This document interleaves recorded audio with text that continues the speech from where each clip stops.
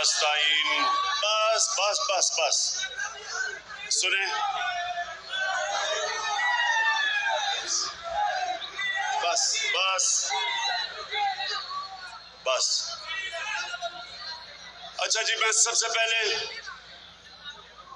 ILF आपको खराज तहसीन पेश करता हूं, जो अभी काजी साहब आपने सबको इकट्ठा भी किया और आज यहाँ इस फंक्शन के अंदर मुझे मौका दिया अपनी वुकला कम्युनिटी ILF आपसे बात करने का। और ये वो पाकिस्तान का तारीख का वो मरहला है जिसमें मुझे अपने वुकला बरादरी की सबसे ज्यादा जरूरत है, आपकी जरूरत है। क्योंकि सुने, आज आपने जरा बड़ा गौर से मेरी बात सुनी है। ये जो आप एक मिनट, कोई नारा नहीं अपने आप लगाना, कोई नारा ना लगाना। जब मैं तकरीर खत्म करूंगा तब आपको इजाजत दूंगा। अच्छा, अब सुने, ये बड़ा जरूरी है आपके लिए। यहां नौजवान भी हैं, मुस्तकबिल आपका है, तो आपने मेरे बड़े गौर से बात सुननी है। एक ऊपर आज जो आपने लिखा हुआ है सुप्रीमेसी ऑफ कॉन्स्टिट्यूशन, आइन की बालादस्ती, इसको समझना है कि जब तक एक कौम इंसाफ के लिए जद्दोजहद नहीं करती, जब तक एक कौम इंसाफ के लिए जहाद नहीं करती, ये याद रखे, अल्लाह ने कुरान में कहा हुआ है कि मेरी जमीन पे निकल के देखो कितनी कौमें तबाह हो गई जो मेरे हुक्म पे नहीं चली। अल्लाह का सबसे बड़ा हुक्म कि मेरी जमीन पे इंसाफ कायम करो। ये जो आपने सुप्रीमेसी ऑफ कॉन्स्टिट्यूशन लिखा हुआ है, इसका मतलब ही इंसाफ है। सुप्रीमेसी ऑफ कॉन्स्टिट्यूशन का मतलब यह है कि जो आइन आपको कानून देता है कि किन कानून के मुताबिक मुल्क चलेगा, वो आपको इंसाफ ऐसे देता है कि वो कमजोर तबके को तहफ़्फ़ुज़ देता है ताकतवर से। ये आपने बड़ा जरूरी मेरी आज बात सुननी है, क्योंकि मुझे बहुत रंज है जो कल एक इस मुल्क का, मैं क्या कहूं कि सहाफत के अंदर अगर मैं किसी की सबसे ज्यादा रिस्पेक्ट करता था वो अरशद शरीफ, जिसको शहीद किया आपने। अब मेरे सामने आप वो लोग बैठे हुए जिन्होंने इस मुल्क के इंसाफ के निजाम की हिफाजत करनी है। अब सुने कि इंसानी माशरे और जानवरों के माशरे में क्या फर्क है, ये समझना है आपने। मैं कोई इस्लाम का स्कॉलर नहीं हूं, लेकिन जितनी मैंने तारीख पढ़ी है और मैंने अपना दीन पढ़ा है, इंसान के माशरे में और जानवरों के माशरे में सबसे ज्यादा फर्क एक ही है, जानवरों के माशरे में इंसाफ नहीं है। वहां जिसकी ताकत जंगल का कानून है, जिसकी ताकत उसका हुक्मरानी, शहर हुक्मरान है क्योंकि ताकतवर है। सबसे जो कमजोर होता है वो बेचारा छुपता फिरता है, कोई तहफ़्फ़ुज़ नहीं है। इंसानी माशरा बनता ही तब है जब कमजोर को ताकतवर से तहफ़्फ़ुज़ मिले, कानून के सामने सब एक बराबर हो। इसको इंसानी माशरा कहते हैं, अंग्रेजी में रूल ऑफ लॉ कहते हैं। मैंने माशरे देखे हुए हैं। जब मैं छोटी उम्र में बरतानिया गया तो मैंने रूल ऑफ लॉ देखा वहां, और मुझे तब समझ आई कि वो क्यों आगे निकल गए हैं। और पाकिस्तान के अंदर यहां कभी भी रूल ऑफ लॉ नहीं था। वो मुल्क जो इल्लामा इकबाल जैसे ऐसा बड़ा ज़हन, इंटेलेक्ट 500 साल तक समझते हैं कि दुनिया में इस तरह का ज़हन नहीं आया। उसने तसव्वुर दिया इस मुल्क का। मदीना की रियासत के असूलों के ऊपर इस मुल्क ने खड़ा होना था। इस्लामी फलाई रियासत, तो मदीना की रियासत का असूल तो नंबर 1 अदल और इंसाफ था। मेरे नबी सल्लल्लाहु अलैहि वसल्लम ने सबसे पहले इंसाफ कायम किया था, फिर खुशहाली आई थी। खुशहाली पहले नहीं आई थी, इंसाफ खुशहाली लेके आता है। जिस माशरे में इंसाफ है वो खुशहाल है।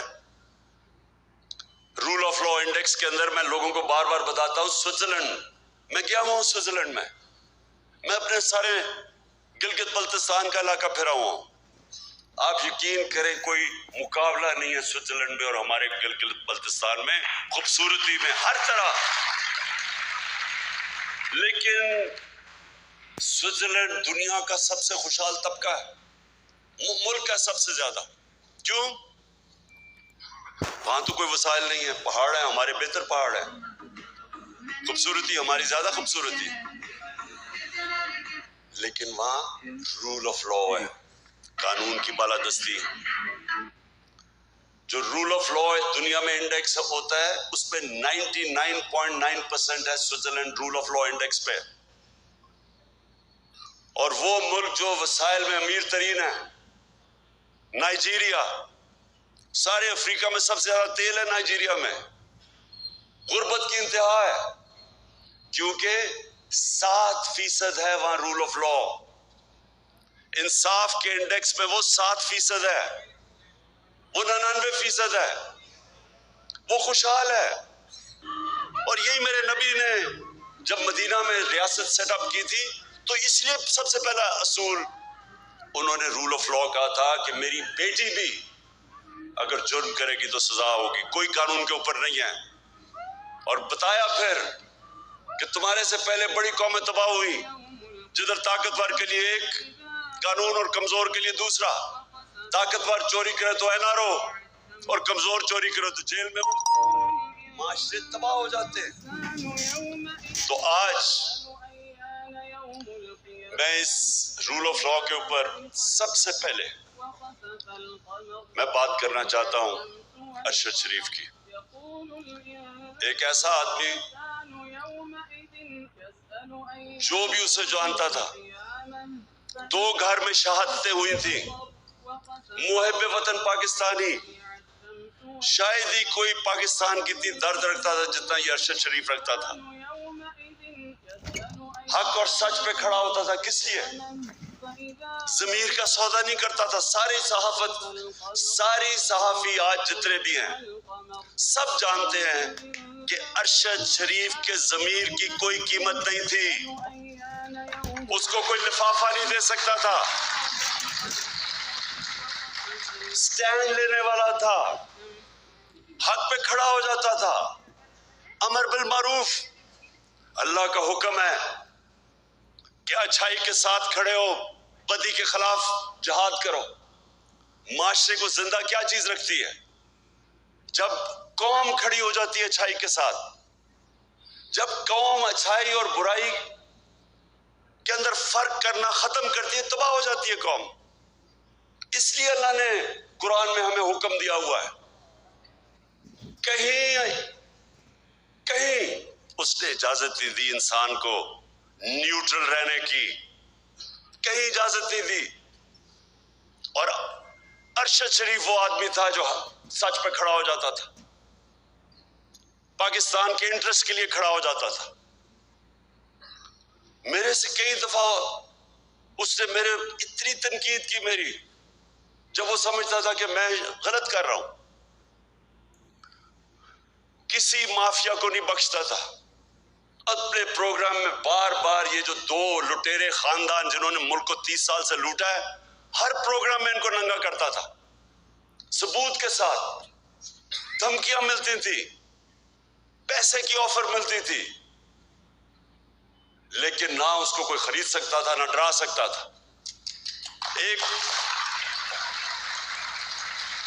और वो पाकिस्तानी, वो सहाफी जो सारी कौम जानती है कि वो मुल्क के इंटरेस्ट के लिए, मुहिब्बे वतन, जिस आदमी की घर में 2 शहादतें हुई हों, जिस तरह वो पाकिस्तानी फौज के साथ खड़ा होता था, जाके उनके कई प्रोग्राम्स करता था उनके लिए। तो ये आज मैं आपको बता रहा हूं कि ट्रेजेडी देखें ये पाकिस्तान की, और इस पे अगर ये कौम, हमारी कौम अगर ना खड़ी हुई, मैं आज आपको कह रहा हूं कि हमारे में और जानवरों में कोई फर्क नहीं रहेगा। इंसानी माशरा और जानवरों का माशरा क्या है? जानवरों का माशरा क्या है? आप कभी टीवी पे प्रोग्राम देखें, नेशनल ज्योग्राफिक या एनिमल प्लैनेट, उसमें देखते हैं जो अफ्रीका के अंदर जो सबसे ताकतवर जानवर हाथी के बाद समझा जाता है, वो अफ्रीकन बफलो है, जो अफ्रीका की भैंस है। वो शेर से बहुत ताकतवर होता है, उनकी तादाद हजारों में होती है। लेकिन आप देखें तो शेर क्या करता है? 4-5 शेर, वो इतने हजार होते हैं, उनको डरा देते हैं, शोर शोर मचा के उनको डराते हैं। वो जब डर के भागते हैं, वो 4-5 एक भैंस को पकड़ लेते हैं। अगर वो ना डरे और अगर वो खुद गर्ज ना हो, तो कोई शेर की मजाल नहीं उनके करीब जाने की। लेकिन वो अपनी जान बचाते हैं, वो खुद गर्ज भी होते हैं, अपने आप को बचाते हैं, और बुज़दिल भी होते हैं। इंसानी माशरे के अंदर जब कोई ताकतवर इस तरह हजूम इंसानों को डराता है, तो अल्लाह ने इसलिए जुल्म का मुकाबला करते हैं। यह हुक्म है अल्लाह का। अल्लाह को तो कोई फायदा नहीं पहुंचा सकता। हम अपने ऊपर जुल्म कम करते हैं जब जुल्म के सामने खड़े होते हैं। एक माशरे को जिंदा रखने के लिए हम जुल्म का मुकाबला करते हैं। अरशद शरीफ, इसको जब धमकी आई, नामालूम नंबरों से धमकी आई कि ये ना कहो, सच ना बोलो, ये जो रजीम चेंज हुई है, वो जब इसको एक्सपोज करना शुरू किया, उसके ऊपर धमकी आई, डराया गया। फिर मुझे इंफॉर्मेशन आई कि इसको मारने लगे हैं। उसके घर में घुस के उन्होंने डराया उसको, उसकी फैमिली के सामने, बाहर गाड़ियां खड़ी होती थी, डराते थे, सिर्फ इसलिए कि वो सच ना बोले। उसका कोई एजेंडा नहीं था। मैंने उसको कहा कि तुम मुल्क से बाहर चले जाओ। पहली दफा नहीं माना, फिर मैंने उसको बताया कि मुझे इंफॉर्मेशन है, जिस तरह मुझे इंफॉर्मेशन अपने ऊपर थी कि मुझे भी वो 4 बंद कमरों में जिन्होंने फैसला किया था मुझे मारने का, मैंने उसको बताया।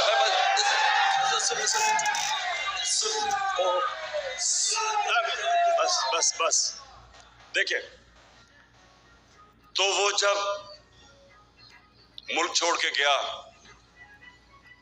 उसका वीजा खत्म होने लगा था दुबई का, ये वापस बुला रहे थे उसको।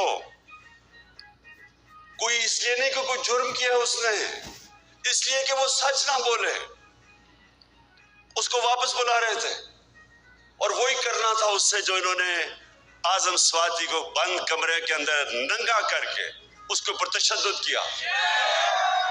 शहबाज गिल से किया इन्होंने, जमील फारूकी एक रिपोर्टर जर्नलिस्ट, उसको इन्होंने किया। सीनियर सहाफी, वो मुल्क छोड़ के भाग गया, साबिर शाकिर, उसको धमकियां दी। ये वो लोग हैं। एयाज अमीर, इस कौम उसको 30 साल से जानती है, रिस्पेक्टेड जर्नलिस्ट, उनके पीछे पड़ गए कि किसी तरह डरा के इनको धमकाएं और खौफजदा करें। और कोई शर्म नहीं इनको कि वो लोग जो कौम उनके क्रेडेंशियल्स उनको इतनी देर से जानती है कि हमेशा ये मुल्क के इंटरेस्ट के लिए खड़े हुए हैं, उन लोगों को चुना जिनका जमीर का सौदा नहीं होता था। जिनके जमीर के सौदे हुए वो तो सब आज आप टीवी के ऊपर देखें, सारे गुण गा रहे हैं उन लोगों के जो 30 साल से सर्टिफाइड चोर ऊपर बैठ गए, आके अपने करप्शन के केसेस खत्म करके मुल्क को तबाही की तरफ ले गए।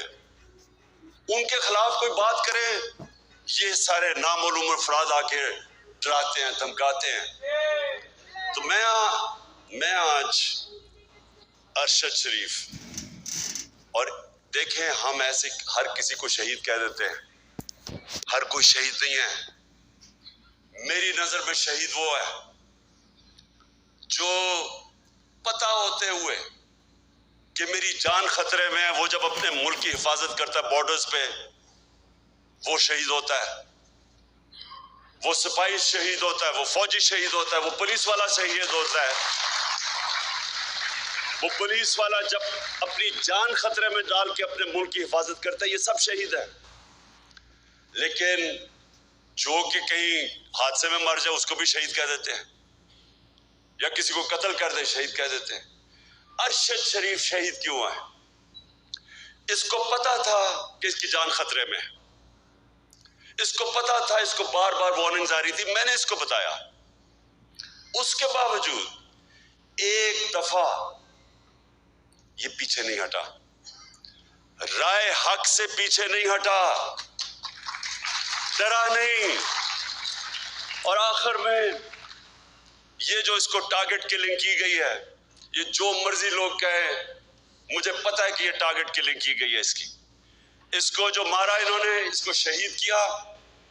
सारे सहाफियों, जितने भी पाकिस्तान के सहाफी हैं, ये आज आप सबके लिए है कि आज आप चाहे अरशद शरीफ के से मुत्तफिक हो या ना हो, या आप दूसरे कैंप में बैठे हो और इन चोरों की हिमायत कर रहे हो, या आपके ऊपर लिफाफे चले हुए हो, ज़मीर के बेचे हुए हो आपने, फिर भी मैं आप सबको कहता हूं कि ये है पाकिस्तान का वो सहाफी जो शायद ही मैंने इतना दिलेर, ईमानदार और मुहिब वतन सहाफी देखा हो, जो बिल्कुल अपने मौकफ से पीछे नहीं हटा, जान अपनी खतरे में डाल के वो खड़ा रहा राय हक के ऊपर। और आज सारी मेरी कौम को इसको सलाम करना चाहिए। मैं इंशाअल्लाह जो अपनी मार्च करने वाला हूं, मैं आज, मेरा जो अज़म है वो कभी भी इतना तगड़ा नहीं था जितना आज है, क्योंकि मैं आज फैसला कर बैठा हूं कि मुल्क अब दो राह पे खड़ा है। एक तरफ ये वो सारे चोर 30 साल से 26 साल से मैं जिनके खिलाफ करप्शन की जहाद लड़ा हूं, वो सब इकट्ठे हैं। उनके साथ मीडिया हाउसेस जो उनके साथ पैसे बना रहे हैं वो इकट्ठे हैं। उनके साथ नामालूम अफराद वो उनके साथ मिले हुए हैं। इनके साथ बैरूनी साजिशें जो चाहती हैं कि पाकिस्तान एक कमजोर मकरूज मुल्क रहे ताकि वो गुलाम बन सके, वो इनके साथ है। और सारी कौम जो आज इससे तंग है, मैं आज सारी कौम को कहता हूँ, आज मेरे साथ आपने खड़ा ना हो ना, आज आप मेरे साथ निकले, जब मैं निकलूंगा तो इमरान खान को तो कोई फर्क नहीं पड़ने लगा, क्योंकि अल्लाह ने तो उसको सब कुछ दे चुका है। लेकिन आपका मुस्तकबिल भेड़ बकरियों वाला होने वाला है, जानवरों वाला होने वाला है। दो माशरे, इंसानी और जानवरों का माशरा। जानवरों का माशरा जुल्म का मुकाबला नहीं करता, भेड़ बकरियां नहीं जालिम के सामने खड़ी होती। इंसान, और वो भी जो दुनिया का सबसे अजीम लीडर, जो नबी सल्लल्लाहु अलैहि वसल्लम की उम्मत हो, उस उम्मत के ऊपर तो वैसे फर्ज है कि आप ये जुल्म के सामने खड़े हो, भेड़ बकरियां ना बने, खौफ के बुत की पूजा ना करें। ये सबसे बड़ा बुत है। कूफा के लोगों को पता था कि हजरत इमाम हुसैन राय हक पे खड़े हैं, लेकिन यजीद के जुल्म के खौफ से उन्होंने मुसलमान की तारीख का सबसे बड़ा जुल्म होने दिया, क्योंकि वो डर गए थे।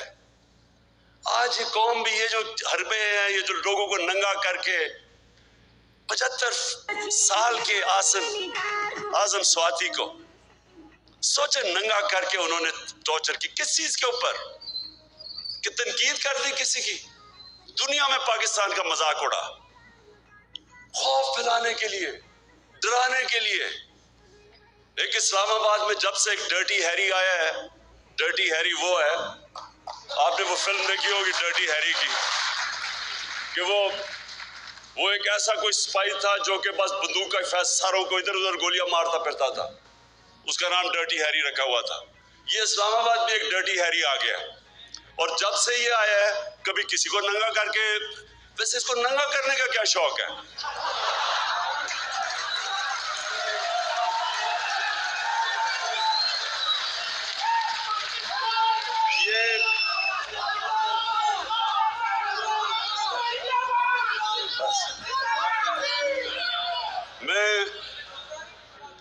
ये वो लोग मेरे पाकिस्तान की वकला बरादरी, ये जो मरहले पे हमारा मुल्क खड़ा है, ये आप सबके लिए चैलेंज है।